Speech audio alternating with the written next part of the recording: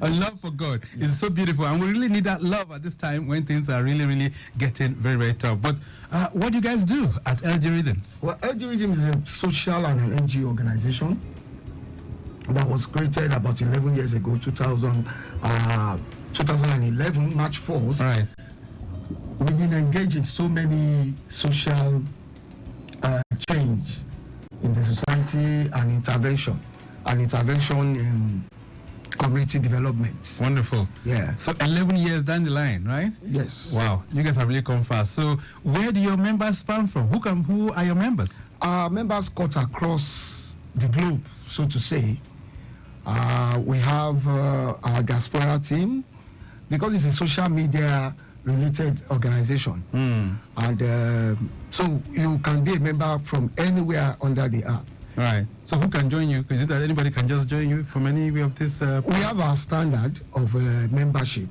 You must be a responsible member of the society, gainfully employed, and then you must have that spirit of giving back to the society. That is the core value of LG Readings. Right. Giving back to the society. And I'm just wondering, where does the connection come in with NDLEA? Is it that you just affiliate with all media, all organizations? Where does that connection come in? Well, the connection comes in this year because our work coming in the next about 2 days on Saturday, May 4th at Ikorodu, came in because we are treating this time around drug abuse and addiction.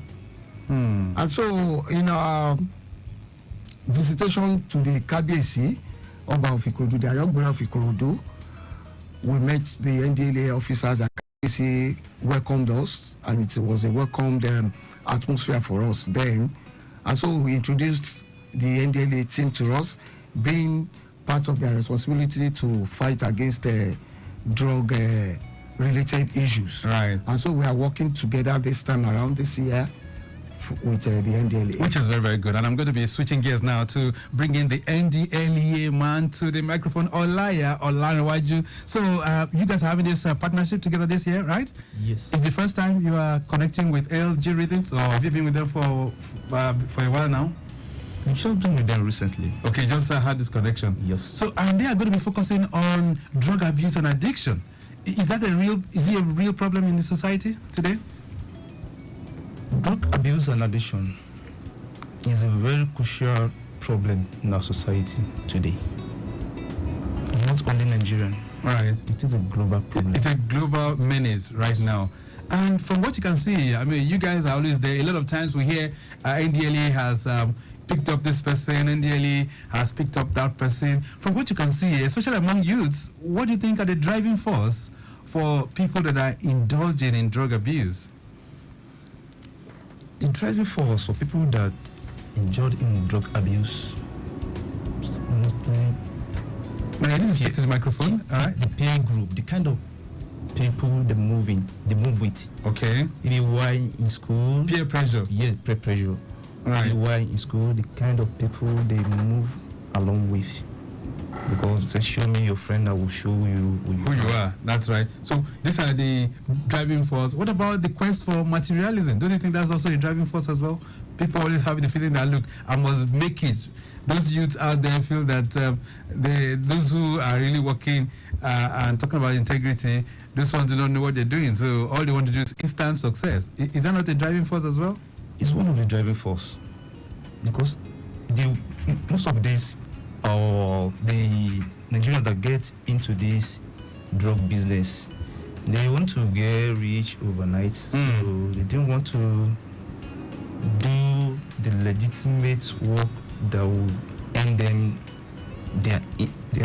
income, right, in the gradual process. They want to be just to be rich overnight. Right. So Olaiya, so if we bring 10 people in this room, right, as it stands today, from the perspective of NDLEA, if there are 10 people in this room, how many of them do you think will be indulging in drug abuse and addiction? Out of 10, let's say 2. 2? Yes. Okay, so it's still a minimal percentage, right? It's a minimal percentage. Okay, but you need to speak to the microphone, really, because we can hardly hear you. So it's a minimal percentage, right? It's a minimal percentage, but how minimal it is, it can affect the other integral part of the populace. Okay, just hold on. I'll get back to you. We'll find out what are the kind of drugs really that people abuse in Nigeria and the kind of substances. But getting back to Reverend Abidemi, you said you have a walk that's coming up on Saturday, May 4th. That is a walk awareness against drug abuse and addiction. Where is it going to be holding? It's going to take place in Ikorodu town. We are starting from the Agric BRT terminals and we walk down with handbills with some information on the effect of drug abuse to people on the road, and we'll stop at the KBC's palace. We've enjoyed a lot of support from the KBC, the Ayogbore of Ikorodu, this time around, and so we'll also be having a lecture on drug abuse managed by their agency, NDLEA, on Saturday. Wonderful. All right, I know before now you guys have done a whole lot of work across different parts of Lagos. I'm just curious why you guys are choosing Ikorodu this time around. Well, Lagos is a very big state, and in the past years we've used Ikeja, we've been to Surulere. Also, most often it is Ikeja axis that we normally have our work. And this time around, we just decided that, okay, let's change from the normal rules and move to Ikorodu town. Ikorodu town is also getting big and with a lot of attractions. And we also know that the menace of drug abuse is also a little bit high.